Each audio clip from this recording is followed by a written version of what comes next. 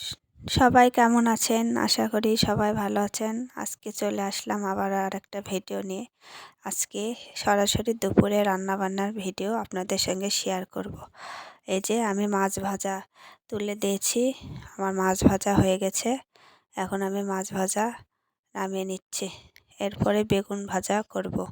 আজকের মেনুতে মাছ ভাজা, বেগুন ভাজা, মসুরের ঘন ডাল আর বাঁধাকপির একটা রসা। সবাই দেখবেন, দেখে কেমন হয়েছে অবশ্যই কমেন্টে জানাবেন। এবং আমার চ্যানেলটি যারা এখনও সাবস্ক্রাইব করেননি তারা অবশ্যই সাবস্ক্রাইব করে দিবেন। রান্নাটা কেমন হয়েছে অবশ্যই কিন্তু কমেন্টে জানাবেন। এই দেখেন আমার এখন মাছ ভাজা হয়ে গেল। আমি এখন মাছ ভাজাগুলো তুলে নিচ্ছি। এই তেলে এখন আমি বেগুনগুলো মেখে রেখেছিলাম, এই যে বেগুনগুলো ছেড়ে দিচ্ছি, যে একে একে বেগুনগুলো ছেড়ে দিচ্ছি। এরপর বেগুন ভাজা হয়ে গেলে আমি ডালটা তুলে দেব।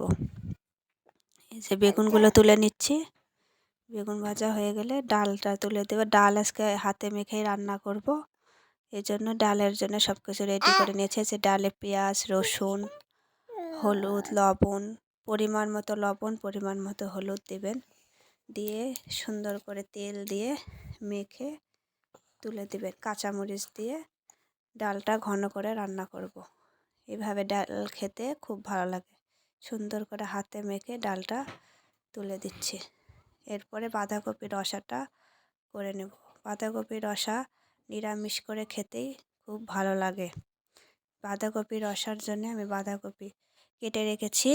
বাঁধাকপির মধ্যে আলু আর শুধু বাঁধাকপি দিয়েছি, একটু টমেটো দিয়েছি, দিয়ে বাঁধাকপির রসাটা করে নেব। এই যে ডাল তুলে দিলাম, ডাল হোক। এই যে আমার বাঁধাকপির রসা কেটে রেখেছি, এখন বাঁধাকপির রসাটা তুলে দেব।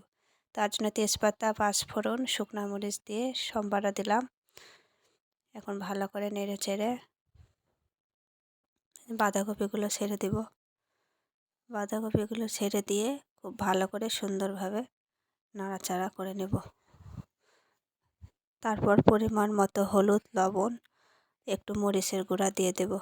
এই যে দিয়ে দিলাম। এরপর সুন্দর করে কষাতে হবে। এর মধ্যে কিন্তু আমি পেঁয়াজ রসুন কিছু অ্যাড করিনি। আপনারা চাইলে পেঁয়াজ রসুন অ্যাড করেও খেতে পারেন, তবে এটা নিরামিষ করে খেতেই বেশি ভালো লাগে। এবং রান্নাটা কেমন হয়েছে অবশ্যই কমেন্টে জানাবেন। এইভাবে বাঁধাকপির রসা করে খেলে খুব ভালো লাগে। শীতের সময় এই রসাটা আমরা খুব খাই। আপনারা কে কে এ ধরনের বাঁধাকপির রসা করে খান অবশ্যই কমেন্টে জানাবেন। এবার রসাটা আমি ঢেকে দেব। এভাবে ঢেকে দিয়ে নাড়াচাড়া করে সুন্দর করে হয়ে গেলে নামিয়ে নেব। ঢাকনাটা তুলে এই যে নাড়াচাড়া করে দেব। সুন্দর করে নাড়াচাড়া করে দেবো। ডালটা একটু নেড়ে দেব।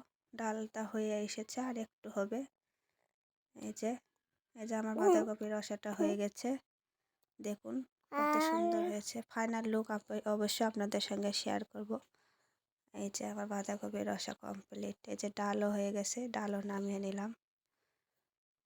এই দেখুন কেমন হয়েছে। এই যে আমার দুপুরে রান্নার ফাইনাল লুক, যে ভাত, বেগুন ভাজা, মাছ ভাজা, ডাল, বাঁধাকপির রসা। দেখুন রান্নাটা কেমন হয়েছে অবশ্যই কমেন্টে জানাবেন। এবং আপনারা কে কী রান্না করলেন তাও কমেন্টে জানাবেন, এবং বেশি বেশি করে সাবস্ক্রাইব করে দিবেন। বাই।